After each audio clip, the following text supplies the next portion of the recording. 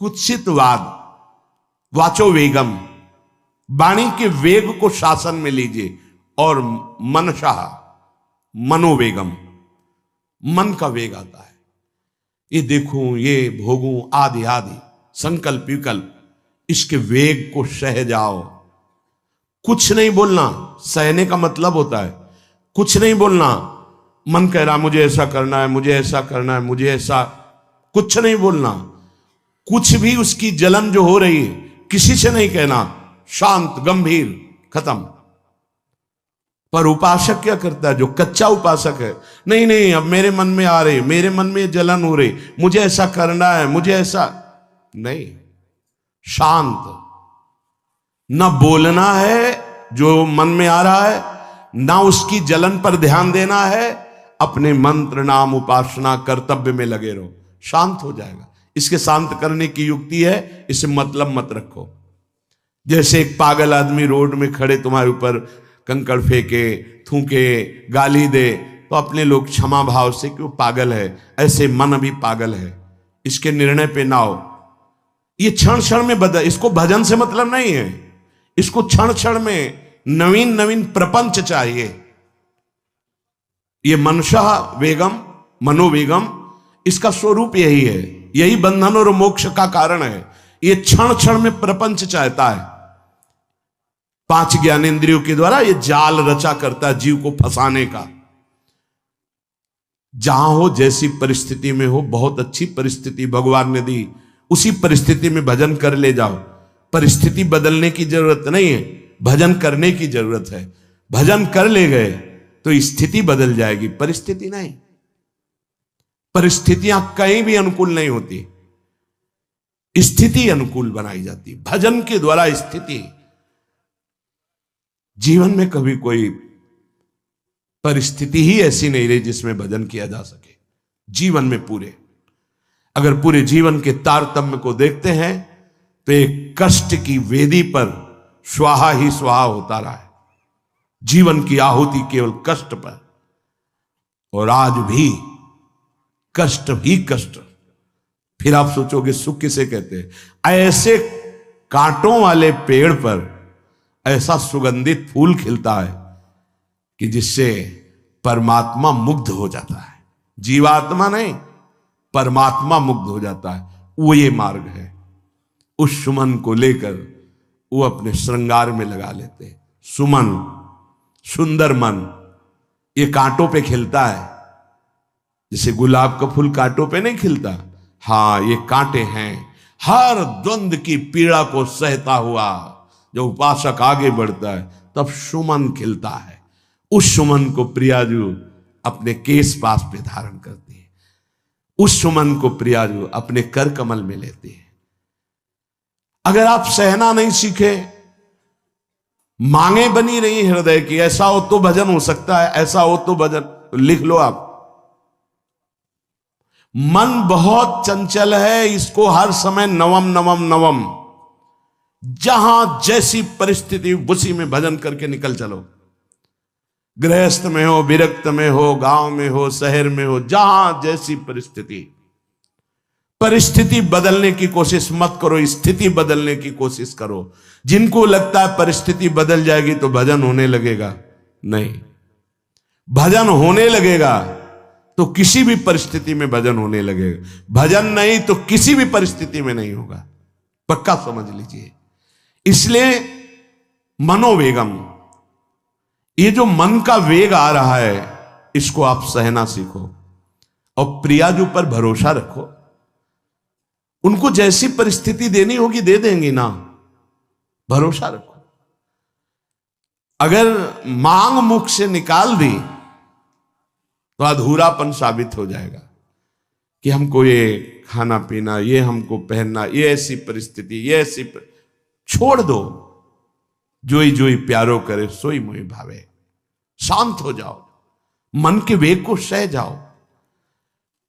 क्रोध वेगम, महाप्रभु कह रहे कुत्सितवाद विकार ही।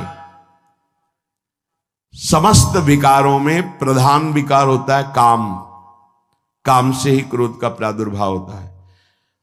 क्रोध एक वृत्ति है जो आने जाने वाली, स्थायी कोई नहीं है। जिस समय आपके अंदर क्रोध आए इस समय मौन होकर हट जाइए वहां से, तुरंत जाकर थोड़ा ठंडा पानी पिए, प्रभु के चरणारविंद की तरफ अपनी वृत्ति को ले जाने की कोशिश कीजिए। उस व्यक्ति से चिंतन हटाइए जिससे क्रोध आ रहा है, उस व्यक्ति की उस क्रिया से चिंतन हटाइए जिससे क्रोध आ रहा है, हट जाइए। ये क्रोध का वेग अगर आता रहा तो भजन करने पर भी अनुभव नहीं हो पाएगा। एक बार अच्छे से क्रोध आ जाए, अंदर हृदय जल जाए, तो 1 महीने भजन के प्रभाव को रोक देता है पूज्य बाबा के उसमें। फिर आप अगर 12 बार साल में आ गया तो क्या अनुभव में आ गया। इसीलिए 20-20, 50-50 वर्ष हो रहे हैं, कुछ अनुभव में नहीं आ रहा। बहुत सावधान। क्रोध हमारा नाश करता है, किसी और का नहीं। हमारे भजन का, हमारे हृदय के आनंद का, हमारी वृत्ति का बड़ा हल्का स्वरूप हो जाता है क्रोधी पुरुष का। इसलिए क्रोध को सहना है, उसके वेग को सहना है। वाणी के वेग, मन के वेग और क्रोध के। अगर क्रोध के वेग को सह गए तो अगला है हिंसा का वेग, वो अपने आप सह जाओगे, क्योंकि क्रोध से ही हिंसा होती है। हिंसा का वेग, वाणी के द्वारा बहुत हिंसा होती है। ऐसे कठोर वचन बोल दिए जाते हैं जो हृदय को चुभते रहते हैं। बाहर का डंडा लगा है, पिटाई हुई तो 2-4 दिन में ठीक हो जाएगा, लेकिन हृदय में जब पिटाई की जाती है कठोर वचन के द्वारा, तो 10 साल बाद अगर दिखाई दे तो फिर ये वो बोला था, ऐसा बोला था, वो हृदय में घाव बना रहता है। वाणी का हिंसात्मक स्वरूप प्रायः क्रोधी जनों में ही पाया जाता है। अगर क्रोध वेग को सह गए तो वाणी के द्वारा हिंसा नहीं होगी, और मन के द्वारा मलिन हृदय में हिंसा का भाव होता है कि चलो हम वैष्णव में मारेंगे तो नहीं, पीटेंगे तो नहीं आपको, लेकिन भगवान तुम्हारा नाश करेंगे, भगवान बहुत जल्दी, ऐसा भाव मन में, ये भी हिंसा है। शरीर के द्वारा तो ना वाणी के द्वारा, ना मन के द्वारा, ना शरीर के द्वारा। क्यों? उसके हृदय में भगवान बैठे हैं, हमको उनको रिझाना है, हमें निर्दोष होकर भगवत प्राप्ति करनी है। ये हजारों दोषों की पंक्तियां यहां हैं। कोई कह दे हम निर्दोष हैं, हमें लगता है कि यही सबसे बड़ा दोष है। नहीं तो अंदर देखा जाए ना तो क्रम क्रम से धीरे धीरे निर्दोष हुआ जा रहा है प्रभु की कृपा से। कोई जन्म से निर्दोष नहीं होता, वो तो अवतार होते हैं भगवान के। एक पद में था, शरण जिसको ले ली हृदय से लगा, और विषय पंख से धीरे धीरे, क्रमशः विषय पंख से धीरे धीरे उसको हटाया। हित जो महाराज जी के लिए आए, हमारे हृदय को धीरे धीरे निर्विषय किया जा रहा है। और सहत सहत बाढ़े भगत ग्रहतन गुरु हितगार, इन दोनों का मिलान कर धीरे धीरे सहाते सहाते हमें निर्विषय किया जा रहा है। आचार्य चरण, इष्ट देव, गुरुदेव कर रहे, हमको राजी रहना है। जैसी परिस्थिति है, जैसी भी हमें गुरुदेव रख रहे हैं, इष्ट देव रख रहे हैं, हमें राजी रहना है। इससे क्या होगा कि हमारे अंदर क्रोध नहीं आएगा, गुस्सा नहीं आएगा। नहीं, ये इतना बेईमान मन है कि इष्ट देव पे भी गुस्सा कर सकता है, ये आचार्य पे भी गुस्सा कर सकता है, ये परम कृपालु गुरुदेव पर भी गुस्सा कर सकता है। क्रोध वेग सह गए तो वाणी और मन और शरीर के द्वारा जो हिंसा का वेग है उससे बच जाएंगे। फिर कह रहे हैं उदर वेगम, उदर वेग भूख। आप लोगों को तो हमें लगता है कि इस वेग को सहना ही नहीं पड़ता।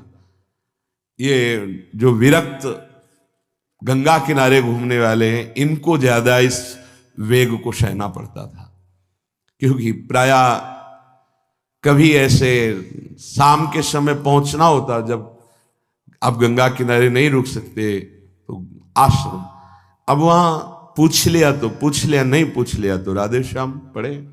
अगर कोई मंदिर मिल गया तो हम आश्रम आदि कोई खोजना ही नहीं, गांव में तो जाना ही नहीं है, क्योंकि नवीन अवस्था में कभी गांव में भिक्षा भी नहीं मांगी, आकाश वृत्ति का ही आश्रय लिया जो शास्त्र सम्मत। गांव में कभी पूरे जीवन में किसी गांव में किसी एक रात्रि किसी घर में कभी सहन नहीं। गांव के किनारे मंदिर मिला या कोई आश्रम संत जनों का, वहां भूख के वेग को जो सह जाए तो भजन में बहुत रुचि हो जाती, क्योंकि भजन से चित्त हटेगा तो भूख व्याकुल करेगी, और उसकी व्याकुलता से बचना है तो भजन में लगना पड़ेगा। और आपको सच्ची कहते हैं कि कई कई दिन भोजन न मिलने पर भी शरीर में गंगा जल के कारण कभी कमी महसूस नहीं हुई। जो दूध में पावर है उससे अधिक सामग्री गंगा जल में है। अब वो बहुत से ऐसे नगरों के समीप से गंगा मैया निकली जहां से बड़ी बड़ी फैक्ट्रियों का, तो नहीं, बहुत सुंदर गंगा जल, वो तो सुंदर है ही, था, है, रहेगा। अपने लोग बड़े बड़े ऐसे नाले ऐसे जिससे वो भाव तो है पर वस्तु तत्व तो है, पर जो दृश्य है वो अब गड़बड़ हो रहा है। ऐसे यही बड़ा नाला गिर रहा है सामने जाके, अब वहां ऐसे रज लेके ऐसे लगाओ तो दुर्गंध युक्त निकलेगी, क्योंकि वो ऐसे देखो तो ऐसे पदार्थ बहते नजर आ रहे कि अब ये दुर्भाग्य ही है समय का कि परम पावन गंगा यमुना जैसी नदियां जहां स्नान आचमन और भरपेट जल पीकर परम पवित्र और भगवदानंद में डूबा जाता था, वो भी सौभाग्य छिन रहा है। तो अगर सब सुविधा है तो भी हफ्ते 10 दिन में एक बार इस वेग को सहना तो सीखे। कस के भूख लगे और आज नहीं पाएंगे। एक दिन किसी व्रत का अनुष्ठान करने के लिए हम नहीं कह रहे, लेकिन इस वेग का आनंद तो लीजिए ना कभी। एक टाइम का छोड़ दीजिए, एक दिन केवल हफ्ते में, सुबह थोड़ा ले लिया, बस अगले सुबह लेंगे थोड़ा, तो आपकी दिनचर्या नहीं बाधित होगी। आपको तो मिल रहा है ना, मिल ही नहीं रहा था। जो उदर वेग है, भूख में भजन का एक तार जुड़ता है, ये देखा है। क्योंकि ना तो नींद आएगी और ना कहीं और कोई प्रपंच की गुंजाइश है, क्योंकि उदर वेग जब भूख से व्याकुल जी होता है तो बचने के लिए एक ही उपाय है, केवल भगवत चिंतन। हटो उसके चिंतन से। ये पूर्व के संतों ने बहुत कष्ट पूर्वक भजन करके जो लाभ प्राप्त किया है वो आप लोगों को सहज में मिल। कभी कभी अपने को इससे परिपक्व करना चाहिए। जैसे शास्त्रीय पद्धति में महीना में 2 तो व्रत है ही हैं, 15 दिन में एक एकादशी, 15 दिन में एक एकादशी। वो इसीलिए रखा गया है सार्वजनिक रूप से कि वो संयम को ना कर पाए तो 15 दिन में एक दिन संयम पूर्वक पवित्र भजन। अपने लोग जानबूझकर हफ्ते में एक टाइम छोड़ दें या एक दिन कभी ऐसे, तो उदर वेग को सहते हुए भजन। उदर वेग देख लो, उदर वेग को सहने के लिए तो अगला जो बात कह रहे हैं वो अपने आप सह जाओगे। जैसे क्रोध वेग को सह गए तो हिंसा वेग पर आप शासन कर लेंगे, ऐसे उदर वेग को सह गए तो उपस्थ वेग को सह जाएंगे। उपस्थ वेग कहते हैं जनेन्द्री के कामोपभोग को। जब पेट में भरपेट भोजन ही नहीं है ना तो और कुछ चिंतन ही नहीं रहा। यौवन अवस्था, जवानी ऐसे भगवान ने काटी है कि याद ही नहीं रहा कि संसार का कोई सुख होता है। वह एक लक्ष्य ब्रह्माकार वृत्ति कैसे कैसे तत्वबोध हो, बस कठिन से कठिन जहां वैराग्य की भूमिका वहां कूद जाना, उसी में स्थिति में आने की कोशिश करना, देह राग का त्याग करना, ये युद्ध चल रहा था। बड़ी कृपा है। उपस्थ वेग, इसका जनेन्द्री का वेग आता है। जो स्कूल में आदतें जिनकी गंदी हो गई बच्चों की, फिर आगे वो संयम में, उनको बहुत बाधा है। कई ऐसी क्रियाओं से वो जानकारियां रख लेते हैं कि जो अपना सर्वनाश करने के लिए पर्याप्त है। उपस्थ का जब वेग आए तो सहने की सामर्थ्य उसी की आएगी जो उदर वेग को सह जाता है। पक्का। किसी उपासक को देखा बहुत शरीर कृश हो रहा है, तो पूछा क्यों, भोजन क्यों नहीं करते, आप ऐसे कैसे हो रहे, पहले तो आप ऐसे नहीं थे, आप तो पहले बहुत स्वस्थ थे, फिर क्यों, कहा ऐसे नहीं, बताइए क्या, ज्यादा आवश्यकता नहीं है, जीने के लिए बस प्राण पोषण के लिए डाल लेते हैं, क्योंकि जो शांति चाहिए वो तो इतने से ही मिलेगी ना। बहुत सुंदर, बहुत प्रसन्नता है, ठीक है, ठीक चल रहे हो आप, पर इतना पाते रहो कि सीढ़ियां चढ़ उतर ले, इतना पाते रहो कि आपका शरीर काम करे। वो कहा हृदय में बहुत प्रसन्नता है, बहुत सुंदर, संयम में अपने आप को ले आना ये महात्मा का लक्षण होता है, चाहे स्त्री शरीर हो चाहे पुरुष शरीर हो। धन्याति धन्य, आप अपने आप को कस दीजिए, यही तो राग त्यागना ही। जो जवानी में अपने आप को जला दिया वो बुढ़ापे में चमकता है, ध्यान रखना।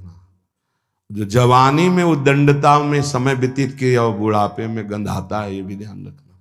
गंधाता वो अंदर जो दुर्गंध के पौधे थे ना, वो सब दुर्गंध फैलाते हैं।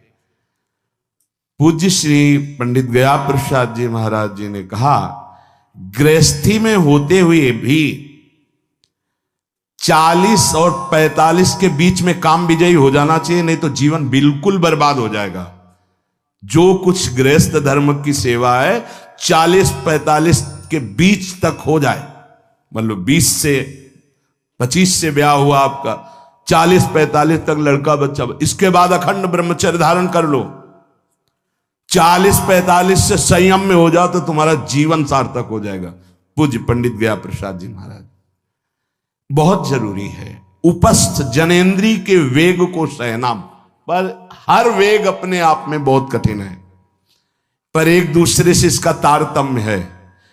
यदि उदर वेग रसेंद्री को आप शासन में ले लिए तो जनेन्द्री को आप शासन में ले लेंगे, और अगर रसेंद्री को शासन में ले लिया तो जनेन्द्री को शासन में ले सके असंभव, पक्का। और जनेन्द्री रसेंद्री के सब खिलवाड़ चल रहे, तो परमार्थ और भगवत प्रेम प्राप्ति ये तो सब अभ्यास जिनका भगवदाकार हो गया है, वो विषयान ग्रहणंतु मुंचन्तु वा। जब इंद्रियों पर शासन बाबा ने अपने किया तो 24 घंटे में एक कवल पाते थे, एक कवल, आश्चर्य होता है। ऐसे सामने दाल रोटी सान ली गई और एक कवल जितना, बाबा सिद्धासन पद्मासन का से। और जब भगवदानंद ब्रह्मानंद में 70 घरों में एक दिन में भिक्षा में जाते थे, एक दिन भिक्षा। अब वहां गए तो एक कवल तो पाया ना, तो 70 कवल हो गए। विषयान ग्रहणंतु मुंचन्तु वा, कोई फर्क नहीं। पर हम क्या होता है कि स्थिति होती नहीं तो सिद्धों की नकल करने लगते नहीं। पहले हम साधक हैं, पहले हमारी इन वेगों पर विजय प्राप्त करने की वृत्ति आनी चाहिए। वाणी का वेग, मन का वेग, क्रोध का वेग, हिंसा का वेग, उदर का वेग और जनेन्द्री का वेग, एतान वेगान सहते यस्तु विद्वान, वही शास्त्रों के रहस्य को जानने वाला परमार्थी है जो इतने वेगों को सह जाए।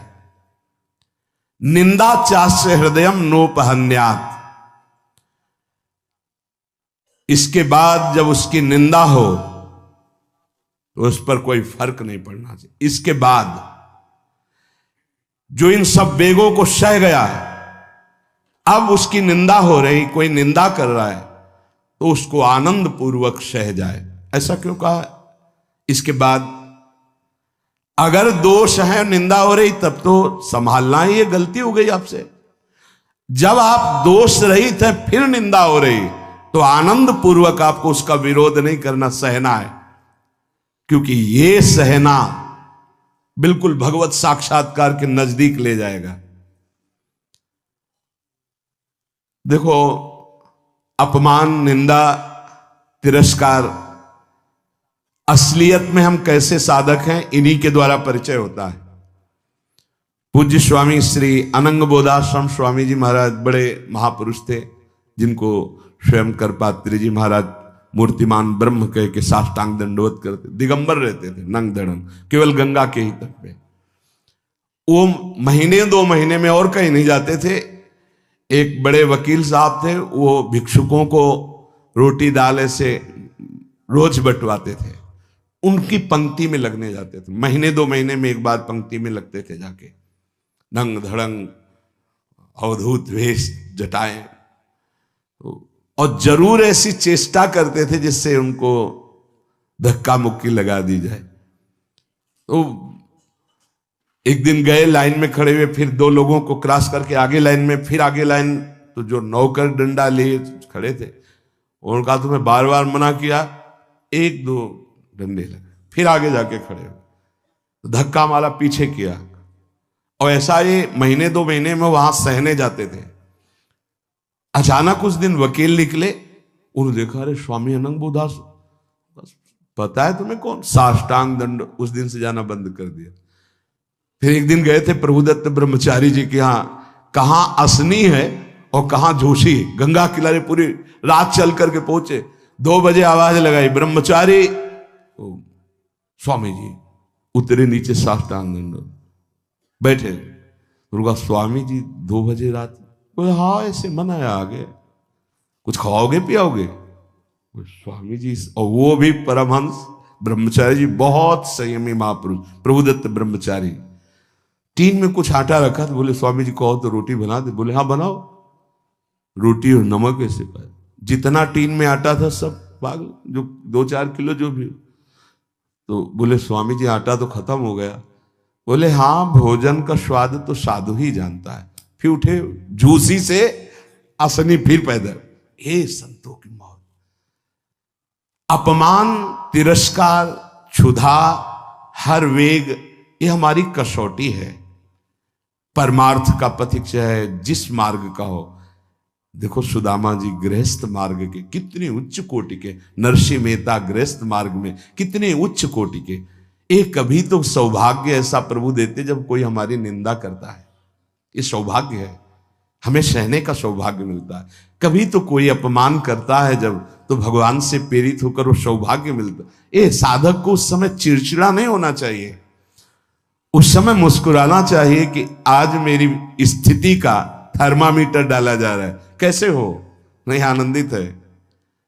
पर देख लो, प्रशंसा होगी तो चेहरा खिला हुआ गुलाब के फूल की तरह मिलेगा, और निंदा होगी तो ऐसे होगा। ऐसा नहीं होना चाहिए। नहीं करत जे अनसहन निंदक, तीनों पे अनुग्रह कियो। इसीलिए पूज्य बाबा कह रहे कि इसके बावजूद, अर्थात समस्त वेगों को सहन करने के बावजूद, तुम्हारी जब निंदा हो और उसको सह जाओ, तब तुम परमार्थ के सूरवीर योद्धा कहे जाओगे।